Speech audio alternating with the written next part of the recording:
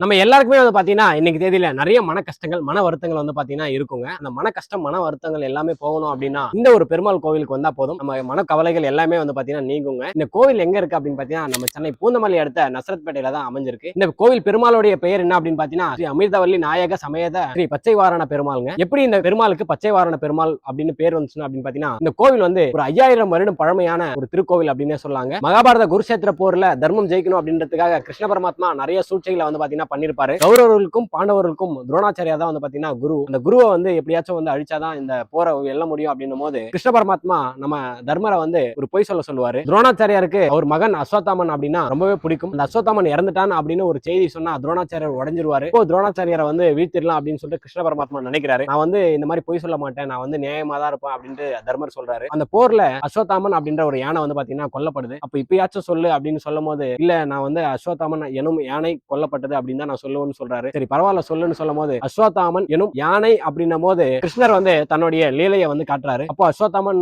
உண்மையாவே இறந்துட்டாரு அப்படின்னு சொல்லிட்டு துரோணாச்சாரியார் நினைச்சு மன வருத்தத்துல உடஞ்சு போயிடுறாரு. அப்போ துரோணாச்சாரியாரை வீழ்த்திடுறாங்க. மகாபாரத போர் எல்லாமே முடிஞ்ச உடனே பாண்டவர்கள் வந்து பாத்தீங்கன்னா இப்ப நசரத்பேட்டையா இருக்கக்கூடிய இந்த ஊர் பேர் வந்து பாத்தீங்கன்னா அந்த துவாபர யுகத்துல புருஷமங்கலம் அப்படின்னு இருந்திருக்கு. அப்போ இந்த புருஷமங்கலத்துக்கு வராங்க, வந்து தர்ம சக்கர யாகம் நடத்துறாங்க. அந்த யாகம் நடத்தும் போது பெருமாள் வந்து பச்சை வண்ண யானையில ருக்மணி சத்யபாமா சகேத கூட அவங்க கூட சேர்ந்து வந்து பாத்தீங்கன்னா பாண்டவர்களுக்கு வந்து காட்சி கொடுத்து அந்த மன கஷ்டத்தை வந்து போக்குறாரு. அப்போ தர்மர் வந்து எப்படி எனக்கு ஏற்பட்ட மன கஷ்டத்தை நீங்க போக்குனீங்களோ அதே மாதிரி உங்களை தேடி வர பக்தர்கள் அனைவருக்குமே வந்து நீங்க அந்த மன கஷ்டங்களை போக்கணும் அப்படின்றாரு. நிச்சயமா அனைவரும் இந்த கோவிலுக்கு வந்து உங்களுடைய மன கஷ்டங்கள் எல்லாத்தையுமே வந்து தீர்த்துக்கோங்க.